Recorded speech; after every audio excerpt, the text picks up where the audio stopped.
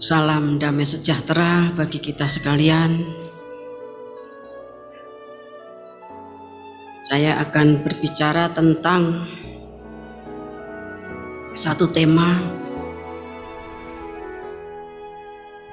Temanya Israel harus kalah. Baru kemudian terjadi kiamat. Peranan Cina dan Amerika. Kita akan buka Alkitab kita di dalam Injil Lukas pasal 21 ayat 20. Tentang runtuhnya Yerusalem. Apabila kamu melihat Yerusalem dikepung oleh tentara-tentara, ketahuilah bahwa keruntuhannya sudah dekat. Terima kasih. Sabda dari Tuhan Yesus Kristus ini merupakan nubuatan untuk runtuhnya Yerusalem pada tahun 70 Masehi, yang kemudian sempurna terjadi diaspora besar, Great Diaspora tahun 135 Masehi. Ya, berkali-kali di dalam perjanjian lama, ya, dan terutama yang paling besar adalah ketika Yerusalem itu dikepung musuh dari Babel dan kemudian dihancurkan. Kemudian mereka ditawan 70 tahun di Babel. Dan yang dinubuatkan oleh Tuhan Yesus ini tentunya bersifat progresif, bukan berhenti di tahun 70 Masehi, tetapi itu akan terus berlangsung sampai kepada puncaknya pada akhir zaman. Karena nanti pada akhir zaman Israel itu harus kalah. Ya. Itu firman nubuatan. Baru kemudian terjadi kiamat. Nah, di situ ada peran dari Cina dan Amerika. Kita akan baca Yeskiel 38. Kita baca mulai ayat 1. Agak cepat aja. Firman Tuhan tentang Gog di tanah Magog. Datanglah firman Tuhan kepadaku, hai anak manusia, tujukanlah mukamu kepada Gog di tanah Magog, yaitu Raja Agung negeri Mesek dan Tubal, dan bernubuatlah melawan dia, dan katakanlah, beginilah firman Tuhan Allah, lihat aku akan menjadi lawanmu, hai Gog, Raja Agung negeri Mesek dan Tubal. Aku akan menarik engkau dengan mengenakan kelikir pada rahangmu, dan membawa engkau keluar beserta seluruh tentaramu, yaitu pasukan berkuda, semuanya berpakaian lengkap, suatu kumpulan orang banyak dengan perisai besar dan kecil, dan semuanya berpedang di tangannya. Orang Persia, Ethiopia, dan Put menyertai mereka, dan semuanya dengan perisai dan ketopong. Orang Gomer dengan seluruh bala tentaranya, Bet Togarma dari utara sekali, dengan seluruh bala tentaranya. Banyak bangsa menyertai engkau. Bersedialah dan bersiaplah engkau dengan semua kumpulan orang yang menggabungkan diri dengan engkau, dan jadilah pelindung bagi mereka. Sudah waktu yang lama sekali engkau akan mendapat perintah. Pada hari yang terkemudian engkau akan datang di sebuah negeri yang dibangun kembali, sudah musnah karena perang, dan engkau menuju suatu bangsa yang dikumpul dari tengah-tengah banyak bangsa di atas gunung-gunung Israel, yang telah lama menjadi reruntuhan. Bangsa ini telah dibawa keluar dari tengah bangsa-bangsa. Mereka semuanya diam dengan aman tentram. Engkau muncul seperti angin badai dan datang seperti awan yang menutupi seluruh bumi. Engkau beserta seluruh bala tentaramu dan banyak bangsa menyertai engkau. Beginilah firman Tuhan Allah, pada hari itu timbullah niat dalam hatimu, dan engkau membuat rancangan jahat. Engkau berkata, aku akan bangkit bergerak menyerang tanah yang kota-kotanya tanpa tembok, dan akan mendatangi orang-orang yang hidup tenang-tenang dan diam dengan aman, tenteram. Mereka semuanya diam tanpa tembok, atau palang, atau pintu gerbang. Engkau bermaksud untuk merampas dan menjarah dan mengacungkan tanganmu terhadap reruntuhan-reruntuhan yang sudah didiami kembali, dan menyerang umatku yang dikumpulkan dari tengah bangsa-bangsa. Mereka sudah mempunyai ternak dan harta benda, dan mereka diam di pusat bumi. Negeri Seba dan Dedan beserta pembeli-pembeli barangnya negeri Tarsis beserta pedagang-pedagangnya akan berkata kepadamu, apakah engkau datang untuk merampas dan mengumpulkan sekutumu untuk menjarah, untuk mengangkut perak dan emas, untuk melarikan ternak dan harta benda, dan untuk melakukan perampasan yang hebat sekali? Sebab itu bernubuatlah hai anak manusia dan katakanlah kepada Gog, inilah firman Tuhan Allah, ketika umatku Israel sedang diam dengan aman tenteram, pada waktu itulah engkau akan bergerak dan datang dari tempatmu dari utara sekali, engkau dengan banyak bangsa yang menyertai engkau. Mereka semuanya mengendarai kuda, suatu kumpulan yang besar dan suatu pasukan yang kuat. Engkau bangkit melawan umatku Israel seperti awan yang menutupi seluruh bumi. Pada hari yang kemudian akan terjadi hal itu, dan aku akan membawa engkau untuk melawan tanahku, supaya bangsa-bangsa mengenal aku, pada saat aku menunjukkan kekudusanku kepadamu di hadapan mereka, hai Gog. Terima kasih. Ya, nubuatan Yehezkiel ini dikatakan pada saat bangsa itu sudah dikumpulkan karena terserak-serak di seluruh muka bumi dan mendiami pusat bumi. Mereka itu tidak punya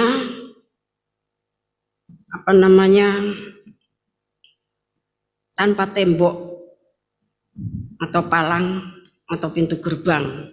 Tentunya ini bukan secara fisik, tapi menunjukkan bahwa bangsa yang dikumpulkan tersebut belum punya hikmat marifat, sehingga tidak bisa melakukan rajut aling pangrekso, ya, seperti tempat yang terbuka. Nah, Tuhan mengumpulkan, memanggil dan memerintahkan semua bangsa-bangsa yang sudah ditulis di atas tadi, bahwa pada hari yang kemudian, pada akhir zaman, mereka itu akan dikumpulkan untuk berperang melawan Israel, dan Israel akan kalah, ya. Namun demikian, ayat yang ke-16 tadi, saya ulangi baca, engkau bangkit melawan umatku Israel seperti awan yang menutupi seluruh bumi. Pada hari yang kemudian akan terjadi hal itu, dan aku akan membawa engkau untuk melawan tanahku, supaya bangsa-bangsa mengenal aku pada saat aku menunjukkan kekudusanku kepadamu di hadapan mereka, hai Gog. Ya, jadi nanti pada puncaknya semua bangsa-bangsa itu akan tahu siapa Allahnya Israel. Ya, Tuhan itu mengatur segala sesuatunya sedemikian rupa melalui pasang surut, melalui berbagai peristiwa, sampai pada akhirnya dia menjadi satu-satunya Allah yang esa, yang harus disembah oleh seluruh yang diciptakannya.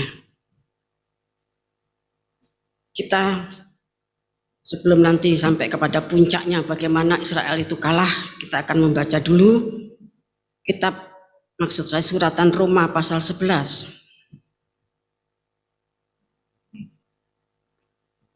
Kita baca agak cepat, ayat 1 sampai 10. Sisa Israel, maka aku bertanya, adakah Allah mungkin telah menolak umatnya?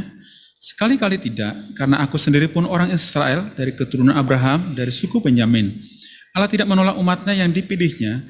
Ataukah kamu tidak tahu apa yang dikatakan kitab suci tentang Elia, waktu ia mengadukan Israel kepada Allah? Tuhan, nabi-nabimu telah mereka bunuh, mesbah-mesbahmu telah mereka runtuhkan. Hanya aku seorang dirilah yang masih hidup dan mereka ingin mencabut nyawaku. Tapi bagaimanakah firman Allah kepadanya? Aku masih meninggalkan 7.000 orang bagiku yang tidak pernah sujud menyembah Baal. Demikian juga pada waktu ini ada tinggal suatu sisa menurut pilihan kasih karunia. Tapi jika hal itu terjadi karena kasih karunia, maka bukan lagi karena perbuatan. Sebab jika tidak demikian, maka kasih karunia itu bukan lagi kasih karunia. Jadi bagaimana? Israel telah tidak memperoleh apa yang dikejarnya, tapi orang-orang yang terpilih telah memperolehnya. Dan orang-orang yang lain telah tegar hatinya, seperti ada tertulis, Allah membuat mereka tidur nyenyak, memberikan mata untuk tidak melihat, dan telinga untuk tidak mendengar, sampai kepada hari sekarang ini. Dan Daud berkata, biarlah jamuan mereka menjadi jerat dan perangkap, penyesatan dan pembalasan bagi mereka. Dan biarlah mata mereka menjadi gelap, sehingga mereka tidak melihat, dan buatlah punggung mereka terus-menerus membungkuk. Terima kasih. Kita tahu dari Roma 11 ayat 1 sampai 10 tadi, kalau Israel itu menolak Mesias yang dijanjikan, firman yang menjadi daging, ya, itu seizin Tuhan. Sampai sekarang ini bukan person tetapi sebagai suatu bangsa secara nasional, Israel itu dikatakan tidur, matanya sama Tuhan dibikin buta, telinganya dibikin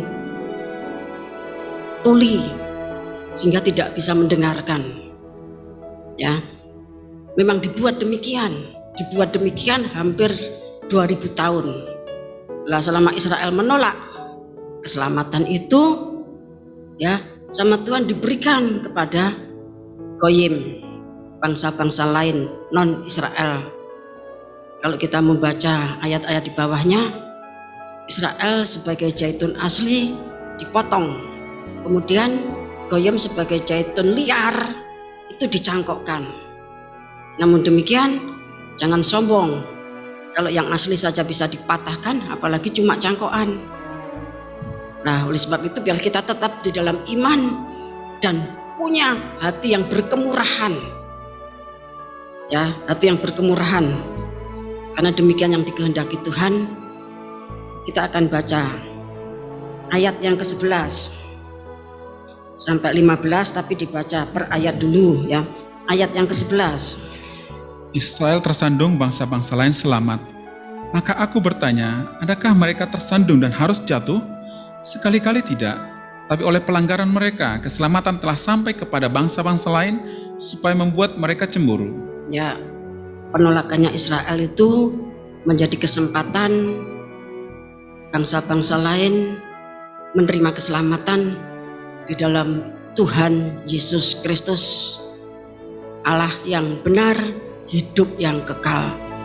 1 Yohanes 5 ayat 20. Dan waktunya adalah 2000 tahun, 2 hari, seperti Tuhan Yesus tinggal di Samaria 2 hari, ya, seperti Tuhan berjanji kepada orang yang punya penginapan, ya, di Samaria. Tuhan, ketika Tuhan Yesus menitipkan orang yang dirampok, ya, di Yeriko, penginapan di Yeriko, tapi yang dirampok itu, ya, orang yang turun ke Yeriko dari Yerusalem, Tuhan Yesus sebagai orang Samaria titip, dikasih uang belanja untuk 2 hari. Nanti kalau kurang akan dibayar kalau aku kembali.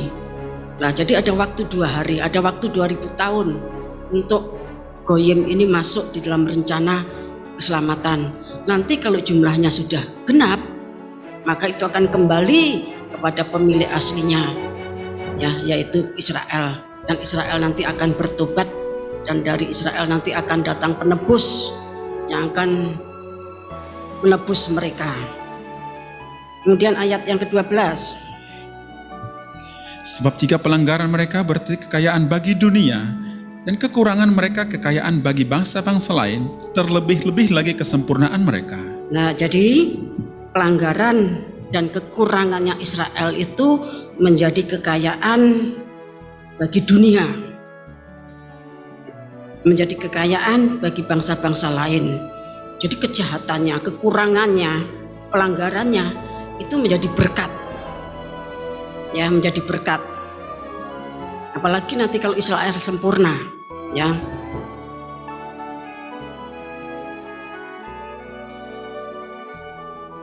Berkat apa? Kekayaan apa yang diterima oleh bangsa-bangsa? Tapi yang kasih Tuhan, ya, yaitu pemberian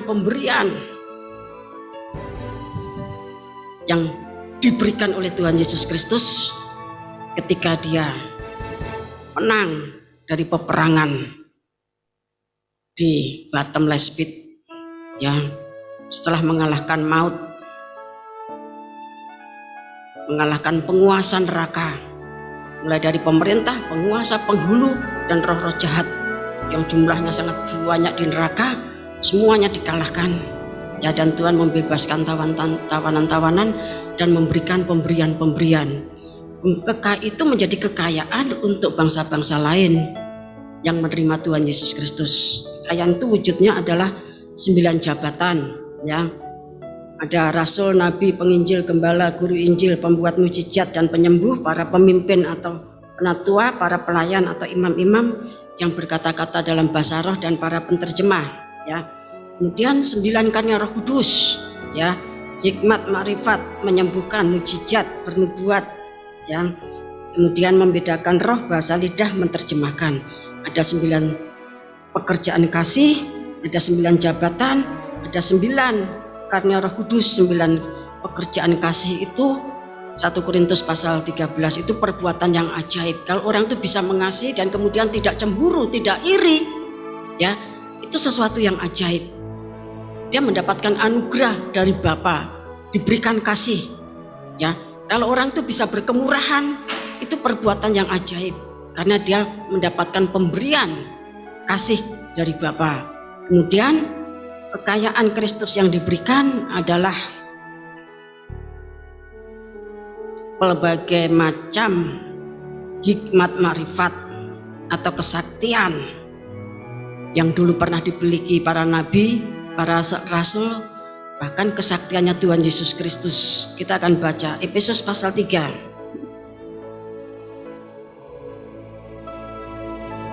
ayat 8 sampai 10.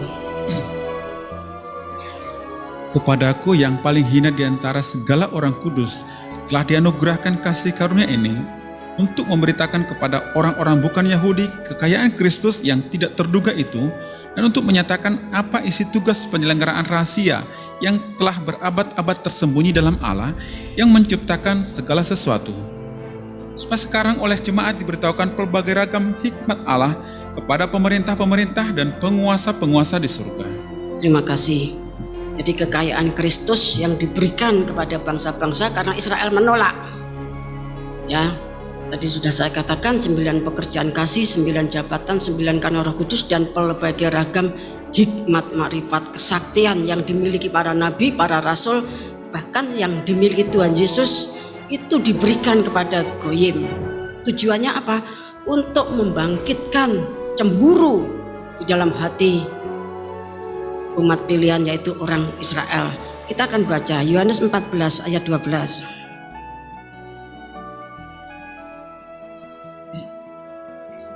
Aku berkata kepadamu, sesungguhnya barang siapa percaya kepadaku, ia akan melakukan juga pekerjaan-pekerjaan yang aku lakukan, bahkan pekerjaan-pekerjaan yang lebih besar daripada itu, sebab aku pergi kepada Bapa. Ya, jadi ini janji Tuhan bahwa yang percaya itu akan melakukan pekerjaan-pekerjaan besar, bahkan lebih besar dari yang dilakukan Tuhan Yesus Kristus ketika dia di bumi, karena dia pergi kepada Bapa. Ya, sementara umat pilihannya masih bekerja sampai akhir zaman. Dia diberikan wewenang, dipinjami kuasa, dipinjami hikmat, marifat untuk melakukan pekerjaan-pekerjaan yang dahsyat. Tujuannya satu saat membuat Israel cemburu. Ya. Kemudian kita akan baca kembali kepada suratan Roma pasal 11. Kita baca ayat yang ke-13. Aku berkata kepada kamu, hai bangsa-bangsa bukan Yahudi, justru karena aku adalah rasul untuk bangsa-bangsa bukan Yahudi, aku menganggap hal itu kemuliaan pelayananku. Ayat 14. Itu kalau aku dapat membangkitkan cemburu dalam hati kaum sebangsaku menurut daging, dan dapat menyelamatkan beberapa orang dari mereka.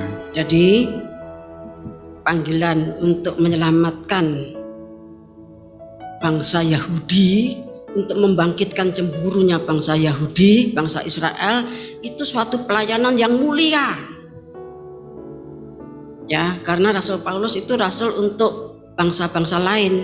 Dia mengatakan, ya, kalau kita mendapatkan kemurahan masuk di dalam satu pelayanan untuk membangkitkan cemburunya bangsa Israel, maka itu satu kemuliaan di dalam pelayanan, karena pasti disertai dengan pekerjaan kasih, ada jabatan, ada karunia Roh Kudus, dan terutama ada pelbagai ragam hikmat dan makrifat.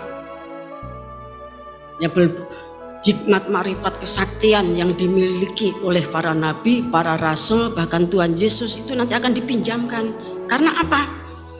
Kalau goyim, bangsa-bangsa lain menjadi kaya raya, Israel itu orang gumun.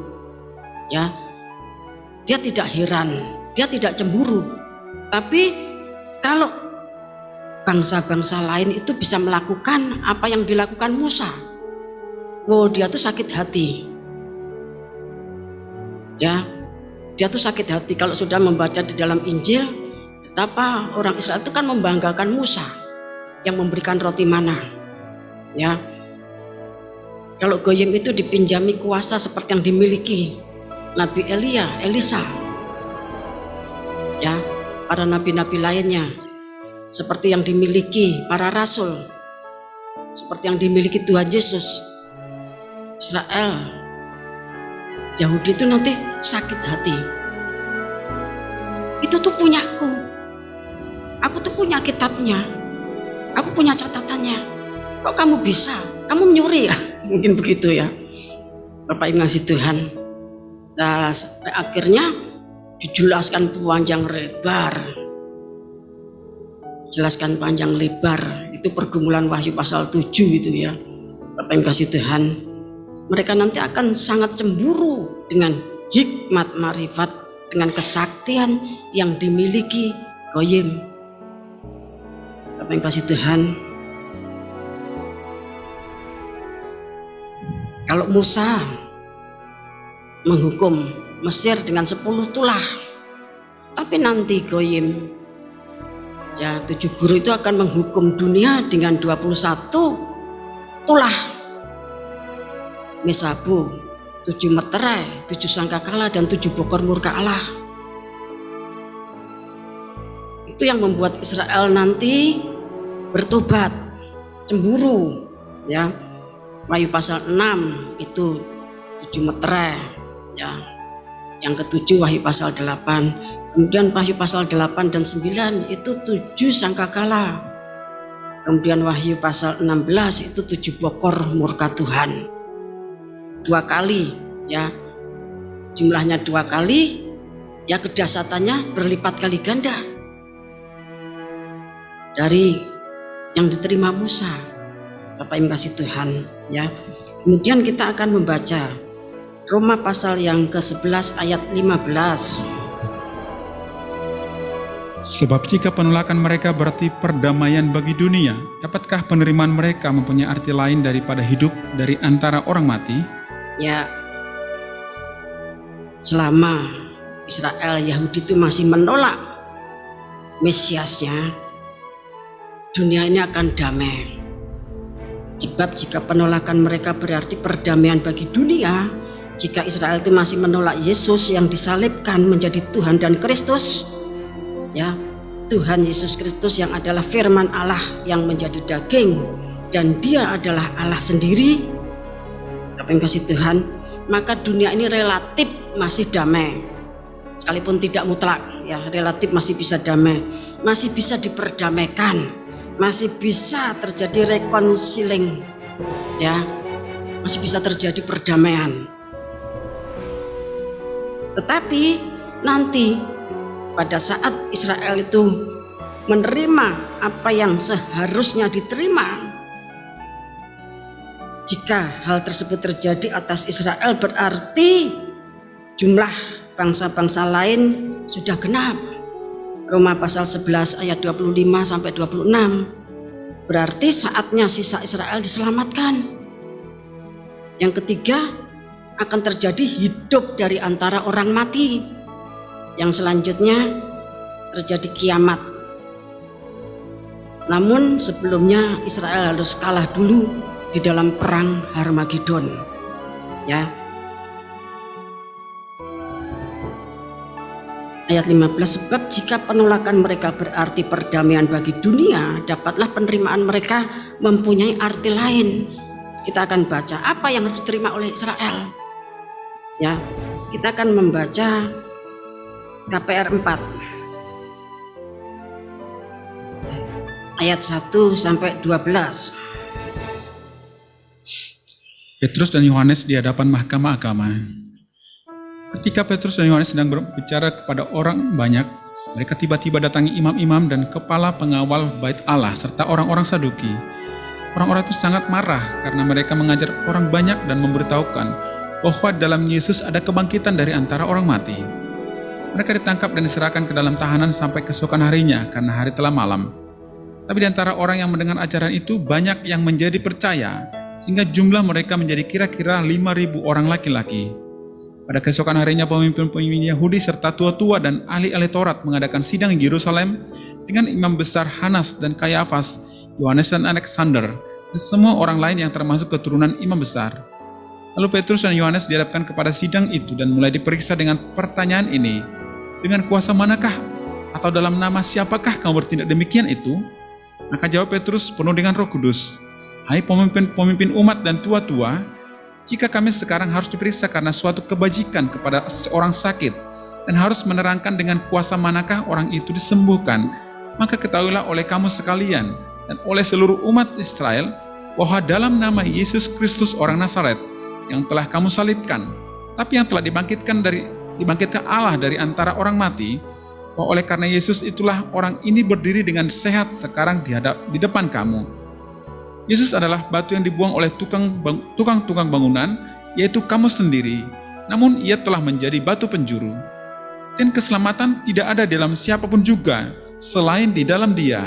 Sebab di bawah kolong langit ini tidak ada nama lain yang diberikan kepada manusia, yang olehnya kita dapat diselamatkan. Nah, ucapan ini adalah ucapannya Petrus di depan para pemimpin orang Yahudi, di depan mahkamah agama, di depan ahli-ahli Taurat, orang Farisi, imam-imam.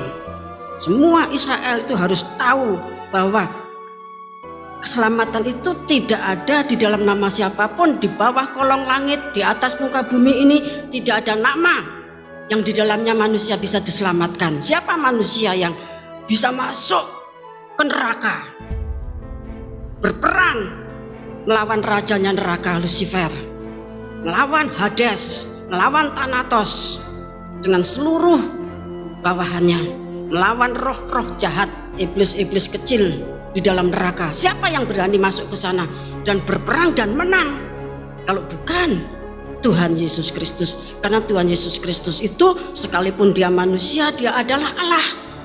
Mengapa dia harus menjadi manusia?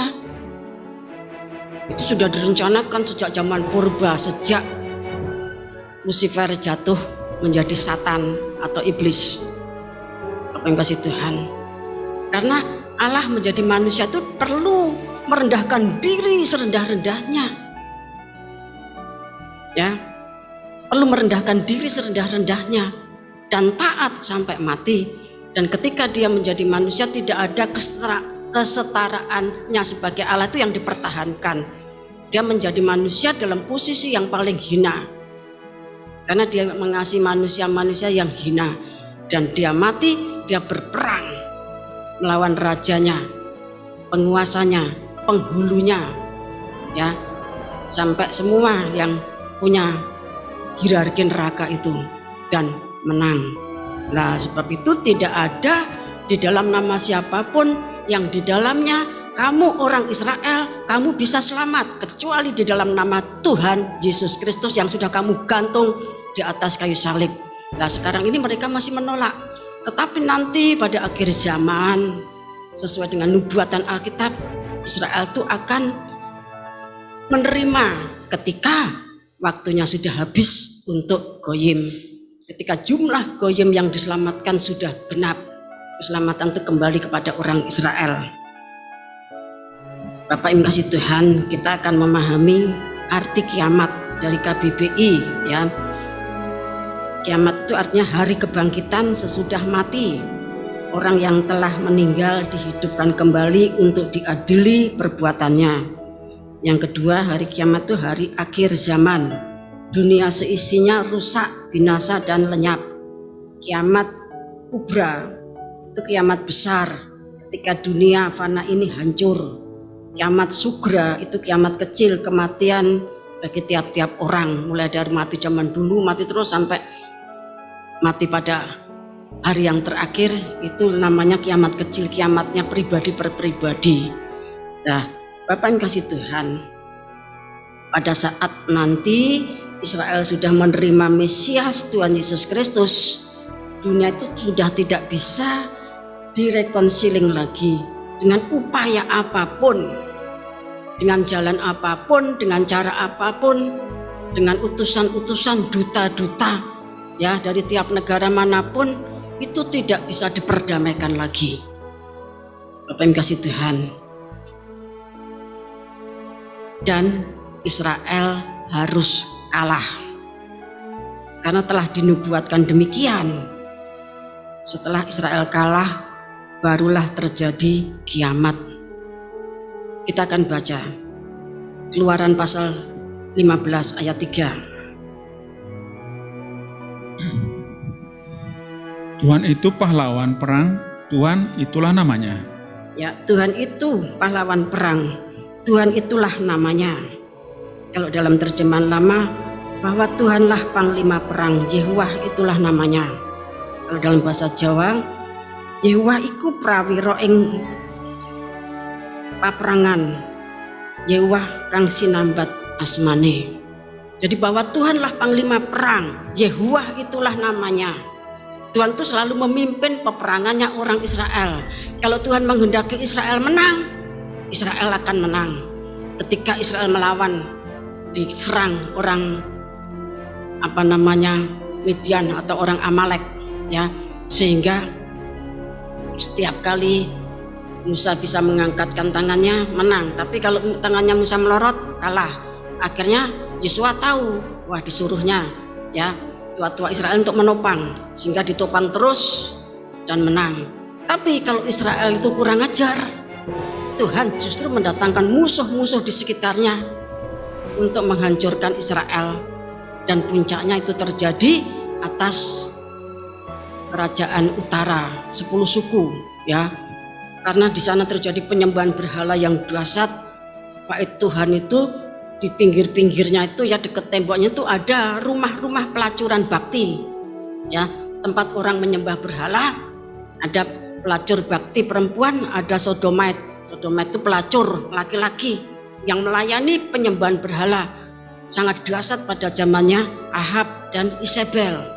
Nah, akhirnya tahun 722 sebelum Masehi, kerajaan udara itu diizinkan Tuhan, disuruhnya Asyur untuk menghancurkan. Semuanya ditawan, dan kemudian daerah kerajaan utara itu, ibunya kotanya Samaria itu diisi oleh bangsa-bangsa lain. Ya, ketika terjadi bencana, maka dikirimlah para imam untuk melayani di sana. Sampai sekarang kerajaan utara itu tidak ada. Kalau Israel kurang ajar menyembah berhala, Tuhan mendatangkan musuh, sekalipun dia panglima perang. Demikian juga atas kerajaan selatan, kerajaan Yehuda dengan 2 suku yang ibu kotanya di Yerusalem, di mana ada bait Allah. Sekalipun ada bait Allah, ada Yerusalem, tetapi kalau Israel itu mengabaikan Tuhan, tidak menghargai Sabat, ya, maka 70 tahun ditawan di Babel, didatangkannya Nebukadnezar untuk menghancurkan bait Allah, menghancurkan Yerusalem. Dan demikian juga pada akhir zaman, sampai nanti Israel itu bertobat, menerima Tuhan Yesus Kristus, Allah pencipta langit bumi seisinya, yang telah datang menjadi manusia untuk menjadi ya domba, kambing, pangruating dosa. Bapak yang kasih Tuhan, kita akan melihat bagaimana penerimaan Israel. Wahyu pasal 7 ayat 1 sampai 7.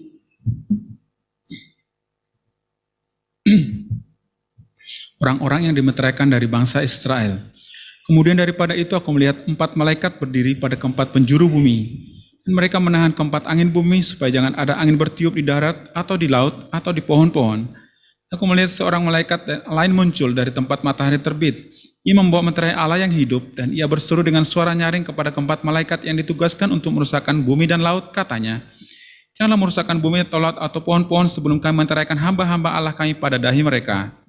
Aku mendengar jumlah mereka yang dimeteraikan itu, 144.000 yang telah dimeteraikan dari semua suku keturunan Israel.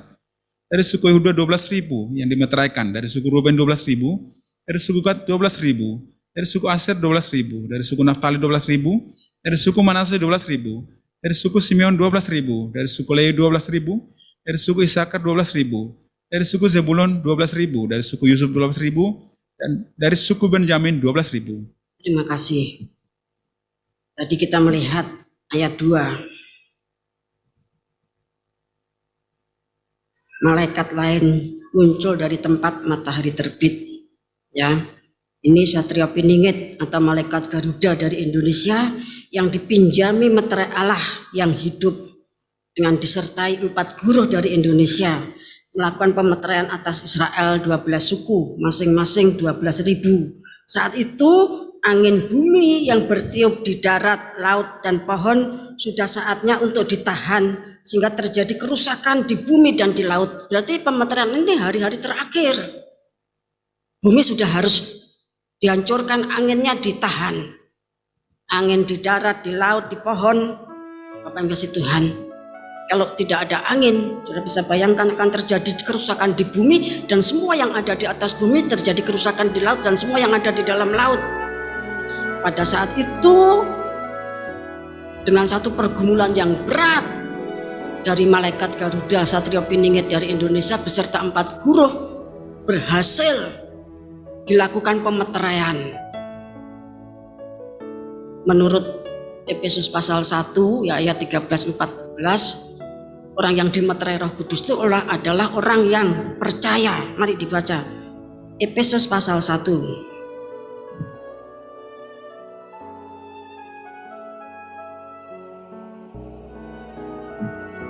ayat 13 dan 14. Di dalam Dia kamu juga, karena kamu telah mendengar firman kebenaran, yaitu Injil keselamatanmu. Di dalam Dia kamu juga ketika kamu percaya dimeteraikan dengan Roh Kudus yang dijanjikannya itu. Dan Roh Kudus itu adalah jaminan bagian kita sampai kita memperoleh seluruhnya. Itu penebusan yang menjadikan kita milik Allah untuk memuji kemuliaan-Nya. Ya, jadi ketika Israel itu dimeterai dengan Roh Kudus, berarti saat itu Israel itu sudah menerima Injil keselamatan. Keselamatan di dalam nama Tuhan Yesus Kristus. Bahwa Yesus yang kamu salibkan itu, Dia adalah Tuhan dan Kristus. Nah, pada saat itu terjadi pemeteraian. Israel itu penuh Roh Kudus. Tentu suaranya sangat riuh, rendah, dahsyat sekali. Bapak kasih Tuhan, seperti yang terjadi atas ya murid-murid di loteng Yerusalem, seperti yang sering terjadi di tengah-tengah umat ketika mereka itu dimeteraikan, dipenuhkan Roh Kudus. Kita akan membaca Zakaria pasal 12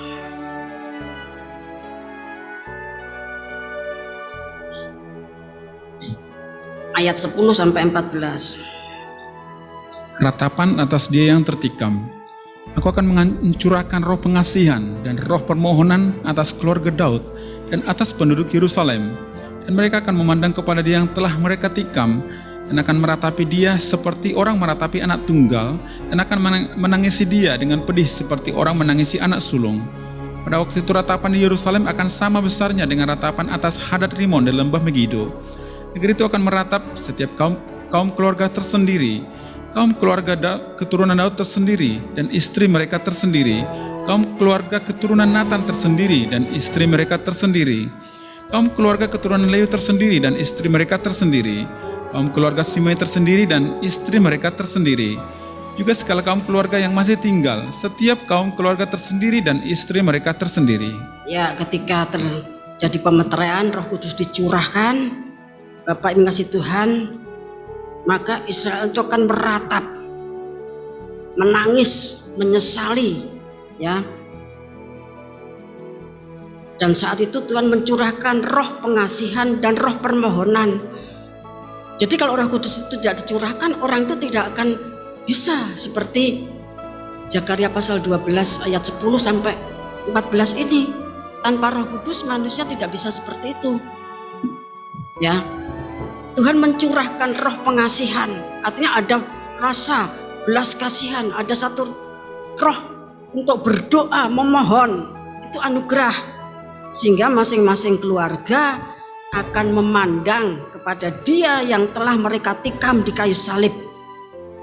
Ya baik dulu 2000 tahun yang lalu maupun dalam kehidupan sehari-hari, di mana manusia itu menyalibkan Tuhan untuk yang kedua kalinya melalui kehidupan sehari-harinya, melalui hujatnya, melalui kejahatannya, seperti yang ditulis dalam Ibrani pasal 6 ayat 4 sampai 6. Mereka meratap, menangis jadi-jadinya seperti meratapi anak tunggal, dan menangis pedih seperti menangisi anak sulung. Ya, bayangkan kalau anaknya tunggal cuma satu mati, ya tentu nangisnya sangat dahsyat, nggak selesai-selesai. Kalau anak sulung mati, seperti yang terjadi di Mesir, padahal di antara mereka itu tentu ada pangeran yang nanti akan mewarisi tahta. Wah, tentu terjadi ratap tangis yang sangat dahsyat. Itu yang terjadi setelah Roh Kudus dicurahkan, setelah Wahyu pasal 7 digenapi. Ratapan yang besar tadi terjadi di Yerusalem, tapi juga terjadi di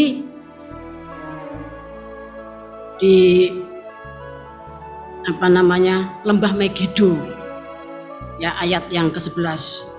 Pada waktu itu ratapan di Yerusalem akan sama besarnya dengan ratapan atas Hadad Rimon di lembah Megido. Jadi terjadi ratapan di Yerusalem dan di lembah Megido. Mereka bertobat, menyesal. Dulu sudah menikam Mesiasnya. Bapak yang kasih Tuhan, ratapan yang besar di Yerusalem dan di lembah Megido tersebut, ya, bahkan negeri itu meratap. Suatu ratapan, terjadi pertobatan nasional masing-masing sesuai dengan kelompoknya, ya. Keturunan Daud beserta istrinya tersendiri, keturunan Daud istrinya tersendiri. Kemudian keturunan Natan itu Nabi Natan, ya. Kemudian istrinya tersendiri. Ada keturunan Lewi, ya, tersendiri, istrinya tersendiri. Ada keturunan Shimei, ya, tersendiri, istrinya tersendiri. Saudara, kalau ingin membaca soal sejarahnya Shimei itu 2 Samuel 16 ayat 5 sampai 13, kemudian 2 Samuel 19 ayat 15 sampai 23, tapi kita tidak fokus di situ. Shimei ini yang mengutuki Raja Daud ketika Raja Daud terusir karena Absalom. Kemudian sepanjang perjalanannya melempari batu dan menimbulkan debu sambil mengutuki, sambil, ya, mengutakan sumpah serapah kutuk yang sangat mengerikan, karena Shimei ini adalah keluarga dari Raja Saul yang posisinya digantikan oleh Daud atas perintah Tuhan, ya. Nah, namun demikian Shimei ini juga yang pertama-tama menyambut Raja Daud ketika Raja Daud balik ke Yerusalem, ya. Nah, pada waktu itu dia meratap, apa yang kasih Tuhan, meratap sangat dahsyat sekali. Kemudian kita akan baca Zakaria pasal 13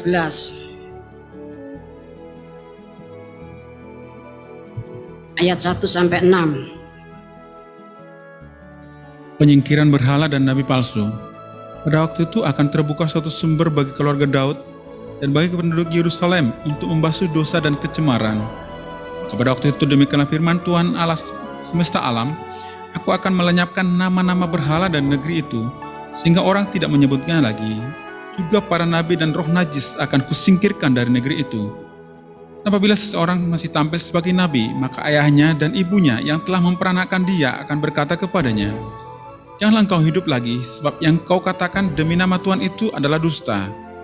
Lalu ayahnya dan ibunya yang telah memperanakan dia akan menikam dia pada waktu ia bernubuat. Pada waktu itu para nabi masing-masing akan mendapat malu oleh karena penglihatannya sebagai nabi, dan tidak ada lagi dari mereka yang mengenakan jubah berbulu untuk berbohong. Dan masing-masing kan berkata, aku ini bukan seorang nabi, melainkan seorang pengusaha tanah, sebab tanah adalah harta kepunyaanku sejak kecil. Dan apabila ada orang bertanya kepadanya, bekas luka apakah yang ada pada badanmu ini? Lalu ia akan menjawab, itulah luka yang kudapat di rumah sahabat-sahabatku. Nah, sampai sejauh itu, ya, pertobatannya orang Israel, orang Yahudi. Karena di Israel Yahudi itu terkenal nabi palsu, ya, nabi palsu yang bernubuat bohong. sambil bernubuat mereka itu biasa menoreh-noreh badannya, seperti waktu terjadi perlombaan mempersembahkan kurban sama-sama pertandingan antara Israel dan nabi-nabi Baal di Gunung Karmel itu. Mereka tuh sambil menoreh-noreh badannya memanggil berhalanya untuk menurunkan api. Nah, ketika terjadi pertobatan ini mereka itu begitu malu dengan jabatan sebagai nabi, sehingga mereka mengatakan, aku bukan nabi, aku tuh pengusaha tanah. Nah, itu ada apa? Tanda bekas luka di badanmu, luka waktu kamu menoreh-noreh sebagai nabi palsu. Bukan, itu aku jatuh di tempat temanku. Ya, bahkan jikalau pada saat itu masih ada seorang anak yang adalah nabi palsu yang sedang bernubuat, dia akan ditikam sama ayah ibunya. Ini menunjukkan terjadi pertobatan yang sangat dahsyat di Israel, ya, pada waktu itu, ya.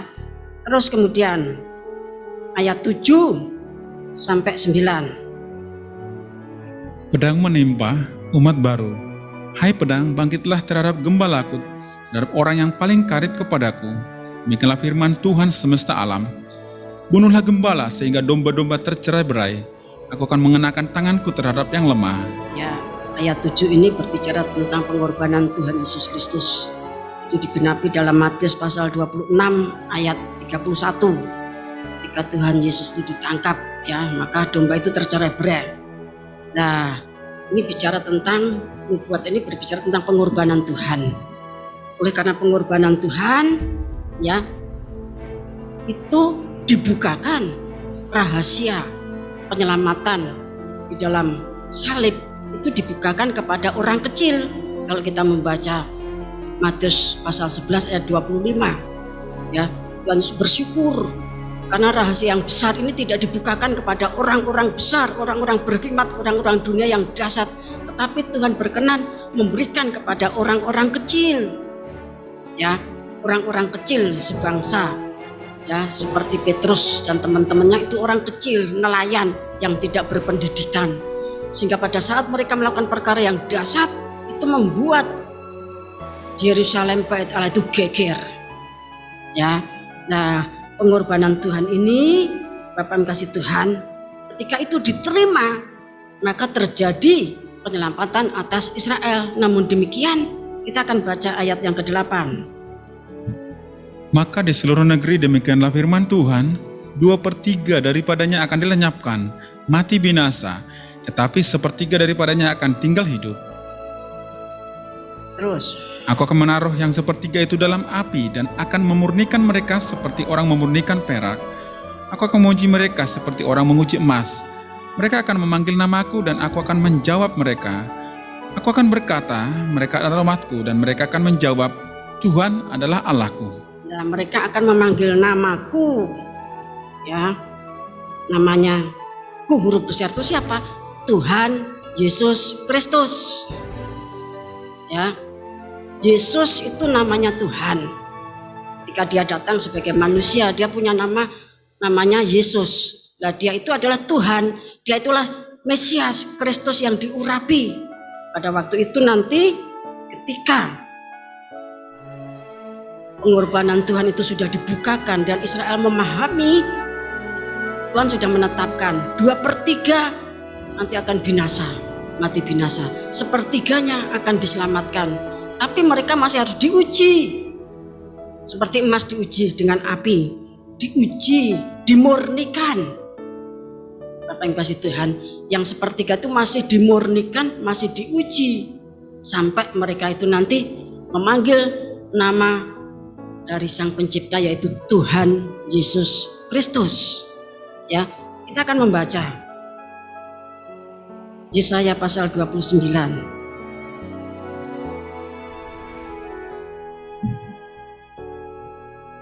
Ayat 1 sampai 6. Yerusalem terkepung tetapi diselamatkan. Celakalah Ariel, kota tempat Daud berkemah. Biarlah tahun demi tahun perayaan-perayaan silih berganti. Kau akan menyesakkan Ariel sehingga orang mengerang dan mengaduh, dan kota itu akan seperti perapian bagiku. Aku akan berkemah di segala penjuru mengepung engkau, dan akan membuat tempat-tempat pengintaian untuk mengimpit engkau, dan akan mendirikan pagar-pagar pengepungan terhadap engkau. Perhatikan ayat 4. maka engkau akan merendahkan diri dan engkau bersuara dari dalam tanah. Perkataanmu kedengaran samar-samar dari dalam debu. Suaramu akan berbunyi seperti suara arwah dari dalam tanah, dan perkataanmu akan kedengaran seperti bisikan dari dalam debu. Akan tetapi segala pasukan lawanmu akan hilang lenyap seperti abu halus, dan semua orang yang gagah sombong akan menjadi seperti sekam yang melintas terbang. Sebab dengan tiba-tiba dalam sekejap mata, engkau akan melihat kedatangan Tuhan semesta alam dalam guntur, gempa, dan suara hebat, dalam puting beliung dan badai, dan dalam nyala api yang memakan habis. Nah, yang ketika Israel itu dalam kondisi yang sangat terjepit sekali, tapi mereka itu dalam pertobatan. Ada ratapan di Yerusalem, ada ratapan di Hadad Rimon yang di lembah Megido, ya. Katakan di sini, maka engkau akan merendahkan diri dan engkau akan bersuara dari dalam tanah. Perkataanmu kedengaran samar-samar dari dalam debu. Suaramu akan berbunyi seperti suara arwah dari dalam tanah, dan perkataanmu akan kedengaran seperti bisikan dari dalam debu. Bicara soal debu, ya duduk di abu, duduk di debu itu menyatakan suatu penyesalan yang tiada taranya, itu menunjukkan suatu pertobatan. Kita baca Yunus pasal 3, nanti kita kembali ke Yesaya 29 ini. Yunus pasal 3 ayat 6 sampai 9. Setelah sampai kabar itu kepada raja kota Ninewe, turunlah ia dari singgasananya, ditanggalkannya jubahnya, diselubungkannya kain kabung, lalu duduklah ia di abu. Lalu atas perintah raja dan para pembesarnya, orang pandai mengatakan di Niniwe demikian, manusia dan ternak, lembu sapi dan kambing domba tidak boleh makan apa-apa, tidak boleh makan rumput dan tidak boleh minum air. Harta semuanya, manusia dan ternak, berselubungkan kain kabung dan berseru dengan keras kepada Allah, serta haruslah masing-masing berbalik dari tingkah lakunya yang jahat dan dari kekerasan yang dilakukannya. Siapa tahu mungkin Allah akan berbalik dan menyesal serta berpaling murkanya yang menyala-nyala itu, sehingga kita tidak binasa. Ya, jadi bersuara dari dalam debu itu orang yang menyesali dosa-dosanya, orang yang bertobat itu biasa menggunakan, dia memakai kain karung, kain goni, ya. Kadang-kadang menyawuri kepalanya dengan abu, kemudian dia duduk di abu, terus dia banyak sembahyang, banyak berdoa, banyak minta ampun, ya, kemudian bertobat seperti yang dilakukan oleh Raja Ninewe, ya. Ninewe itu ibu kota dari kerajaan Asyur zamannya Yunus, ya, bertobat.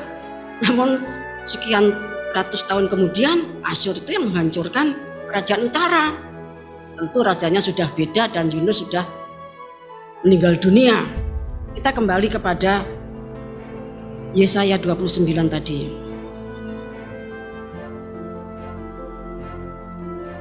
Kita akan fokus pada ayat yang keempat. Saya bacakan ulang. Maka engkau akan merendahkan diri dan engkau bersuara dari dalam tanah. Perkataanmu kedengaran samar-samar dari dalam debu. Suaramu akan berbunyi seperti suara arwah dari dalam tanah, dan perkataanmu akan kedengaran seperti bisikan dari dalam debu. Kalau dalam terjemahan lama, pada waktu itu engkau akan direndahkan, dan engkau pun akan berkata-kata dari dalam tanah, dan tuturmu akan terbit dari dalam abu dengan perlahan-lahan, dan bunyi suaramu akan keluar dari dalam tanah seperti bunyi suara petenung, ya, seperti bunyi suaranya petenung. Dan engkau pun akan berkata, berbisik-bisik dari dalam abu, ya. Kalau dalam bahasa Jawa, nuli sira bakal celatu kelawan swara kang lirih-lirih, kang pinangkane saka ing bumi, sarta tembung ira bakal krungu kelawan swara kang ora seru saka ing lebu. Swaranira bakal metu saka ing bumi kaya swaranira wong kang wis mati, sarta kumecit saka ing lebu, ya. Suaranya itu kumecit. Mungkin kan sudah penuh Roh Kudus, Wahyu pasal 7, ya toh, kan sudah bertobat, Zakaria pasal 13, ya. Nah, dia menerima hikmat marifat, penuh Roh Kudus, sehingga waktu sembahyang itu pelan-pelan sekali berdoa, meditasi, ya, kemudian menyembah Tuhan, kemudian melantunkan makrifat, suaranya seperti suara petenung.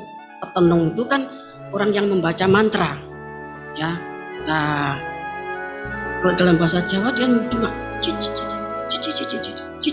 seperti orang kalau penuh Roh Kudus itu, ya. Kuncinya roh ngapal, musuh sudah menyerang. Kan di Yerusalem dan di lembah Megido, musuh sangat dahsyat, ya. Sambil ketakutan merendahkan diri, ya, sembahyang seperti Raja Asyur, ya, rajanya Niniwe, ya. Ada satu pertobatan yang dahsyat. Sembahyang suaranya pelan-pelan, bukan lagi seperti orang yang penuh Roh Kudus, tetapi sudah masuk di dalam hikmat marifat, sehingga melantunkan kunci itu dengan pelan-pelan. Umi kurya sakila mayu dapi natumi hartu kurya sakila mayu dapi natumi hartu kurya sakila mayu jendo natumi hartu kurya sakila mayu kalu natumi hartu kurios yang tidak apal mungkin cuma nah, itu yang terjadi di lembah Megido dan di Yerusalem, Bapak yang kasih Tuhan, ketika Israel itu bertobat. Waktu itu sudah dikepung musuh, ya. Kemudian kita akan membaca Zakaria pasal 14.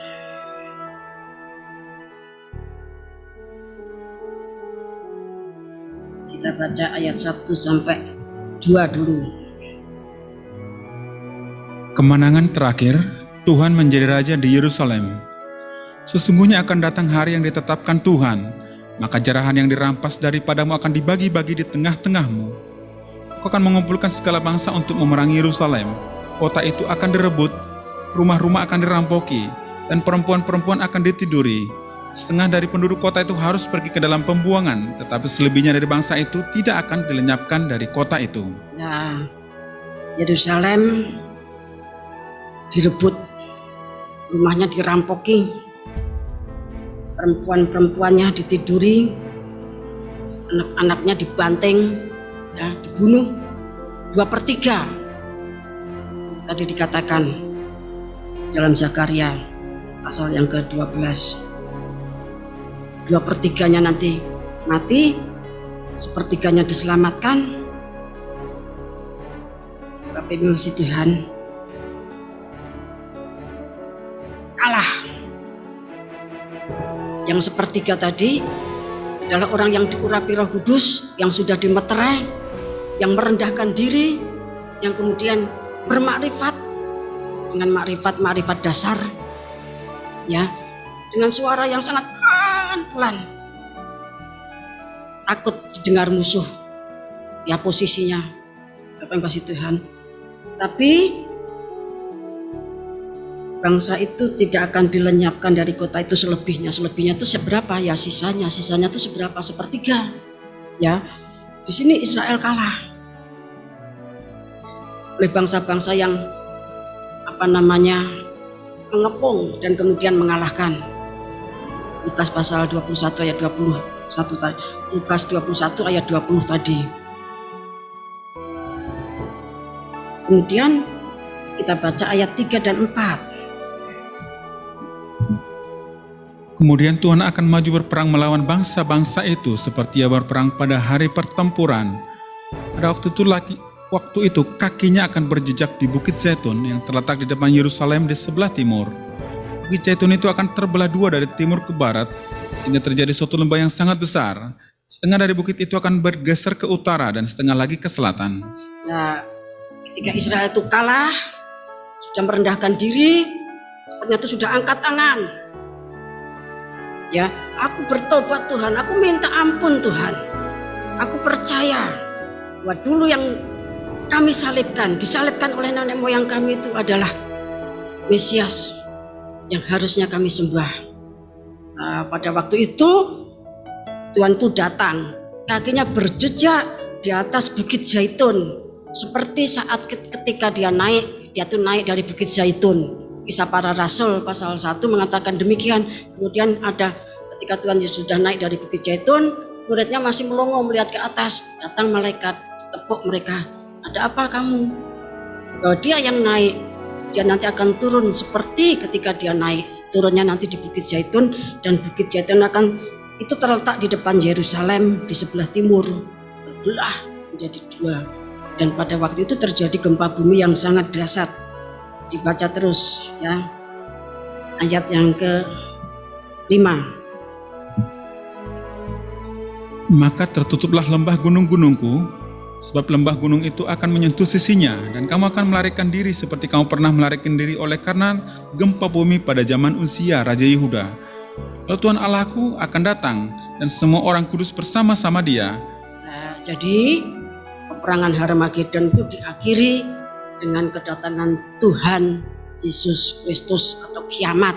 Ya, kita baca Wahyu pasal 16.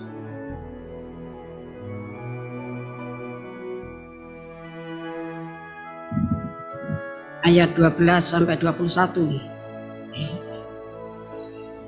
Dan malaikat yang keenam menumpahkan cawannya ke atas sungai yang besar, sungai Efrat, lalu keringlah airnya, supaya siaplah jalan bagi raja-raja yang datang dari sebelah timur.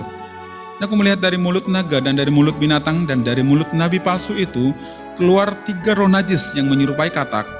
Itulah roh-roh setan yang mengadakan perbuatan-perbuatan ajaib, dan mereka pergi mendapatkan raja-raja di seluruh dunia untuk mengumpulkan mereka guna peperangan pada hari besar, yaitu hari Allah yang Maha Kuasa. Lihatlah, aku datang seperti pencuri. Bagilah dia yang berjaga-jaga dan yang memperhatikan pakaiannya, supaya ia jangan berjalan dengan telanjang dan jangan kelihatan kemaluannya. Lalu ia mengumpulkan mereka di tempat yang dalam bahasa Ibrani disebut Harmagedon. Dan malaikat yang ketujuh menumpahkan cawannya ke angkasa, dan dari dalam bait suci kedengaranlah suara yang nyaring dari tahta itu, katanya, sudah terlaksana. Akan mancarlah kilat dan menderulah bunyi guru, dan terjadi gempa bumi yang dahsyat seperti belum pernah terjadi sejak manusia ada di atas bumi. Begitu hebatnya gempa bumi itu. Lalu terbelahlah kota besar itu menjadi 3 bagian, dan runtuhlah kota-kota bangsa-bangsa yang tidak mengenal Allah. Maka teringatlah Allah akan Babel yang besar itu untuk memberikan kepadanya cawan yang penuh dengan anggur kegeraman murkanya. Dan semua pulau hilang lenyap, dan tidak temukan lagi gunung-gunung. Dan hujan es besar seberat 100 pon jatuh dari langit menimpa manusia, dan manusia menghujat Allah karena malapetaka hujan es itu, sebab malapetaka itu sangat dahsyat. Ya, ini datangan Tuhan itu di antara pokor 6 dan ke-7. Pokor 6 itu ya,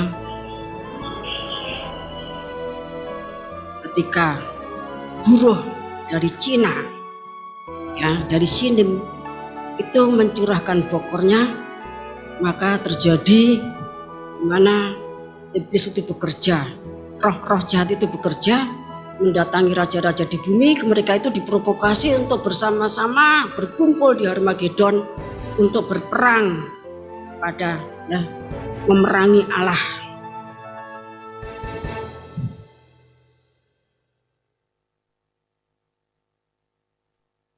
Mengumpulkan mereka guna peperangan pada hari besar, yaitu hari Allah yang Maha Kuasa. Kalau iblis tahu pada siapa mereka itu berperang, nah, tapi kan raja-raja seluruh bumi itu kan tidak tahu. Ya, maka diprovokasi. Ya, kasih Tuhan dikumpulkan di lembah Megiddo, ada di lembah Yosafat, tentunya ada juga di Yerusalem. Karena perang dunia pertama itu bukan di satu tempat. Perang dunia ketiga, maksud saya ke perang dunia kedua juga bukan di satu tempat, bahkan ada di darat, di udara, di laut. Ya, perang dunia ke-1 dan ke-2 itu seperti itu. Nah, tapi perang itu disebut Harmagedon karena pusatnya mungkin di lembah Megiddo, di mana di sana juga ada orang-orang Yahudi, bagian dari yang seperti kata tadi meratap. Ya, suaranya seperti dari dalam debu. Ya, dari dalam bumi, suaranya seperti suaranya orang petenung yang sedang merafalkan mantra-mantranya. Digambarkan seperti itu, tapi kan tentu itu kunci hikmat marifat ya. Kemudian mereka suara mereka itu kumecit. Ya, kumecit itu ya bahasa roh awal. Ya, bahasa roh awal. Bapak yang kasih Tuhan. Nah, kemudian perang Harmagedon ketika guru dari Cina membuka kunci makrifatnya Mesabo, pokor yang ke-7, maka digerakkannya malaikat. Kalau malaikat itu bergerak dulu pada zamannya Nabi Yesaya, pada zamannya Raja Hizkia, satu malaikat bekerja satu malam saja 185.000 ya tentara Asyur itu mati. Ya, satu malam satu malaikat bekerja 185.000 tentara Aram, ya tentara Asyur itu mati. Sudah bisa baca 2 Raja-Raja 19 ayat 32, 35 atau Yesaya 37 ayat 35 sampai 36. Malaikat Tuhan diperintahkan untuk memagari kerajaannya Hizkia karena Hizkia merendahkan diri, ya, dipagari, dilindungi, kemudian malaikat bekerja bertempur. Nah, apalagi nanti kalau buruh dari Cina itu sudah membuka makrifatnya, ya kejadiannya perang Harmagedon. Nah, kemudian buruh dari Amerika membuka makrifatnya, pokok yang ketujuh, maka kiamat. Semua pulau hilang lenyap, semua gunung-gunung tidak ada lagi, dan bumi pun terguling-guling, terpecah menjadi 3. Kemudian kota bangsa-bangsa rubuh. Yesaya pasal 24 mengatakan remuk redam, kemudian terguling keluar dari jalur orbitnya karena ditabrak Nibiru. Bapak yang kasih Tuhan. Nah, itulah kiamat. Tapi Israel sudah diselamatkan dan mereka kalah, ya, kalah perang. Sebab itu Bapak yang kasih Tuhan, ya, kalau kita ingin melihat sesuatu, ya kita lihat daerah Timur Tengah, apalagi menyangkut kiamat. Kalau Israel itu masih menang, ya masih seenaknya sendiri, belum merendahkan hati, ya berarti masih ada waktu untuk kita membenahi diri. Tetapi kalau Israel sudah kalah, kita harus cepat-cepat semakin menyembah yang dahsyat, lebih dari yang dilakukan Israel, karena mereka baru dimeterai, baru dipenuhkan Roh Kudus. Bapak kasih Tuhan, dan waktu-waktu itu tentunya sudah sangat dekat. Kita akan membaca Wahyu 19 ayat 11. Firman Allah, kalau kau melihat surga terbuka, sesungguhnya ada seekor kuda putih, dan ia yang menungganginya bernama Yang Setia dan Yang Benar, yang menghakimi dan berperang dengan adil. 12. Dan matanya bagaikan nyala api, dan di atas kepalanya terdapat banyak mahkota, dan padanya ada tertulis suatu nama yang tidak diketahui seorang pun kecuali ia sendiri. Ayat 13. Dan ia memakai jubah yang telah dicelup dalam darah, dan namanya ialah Firman Allah. Ya, Firman Allah yang menjadi daging itu nanti akan datang bersama orang-orang kudusnya, bersama para malaikat untuk berperang dengan adil, masuk dalam peperangan Harmagedon. Ya, ketika kakinya berinjak di Bukit Zaitun, itu langsung belah jadi 2. Kita akan membaca ayat 19 dan 20.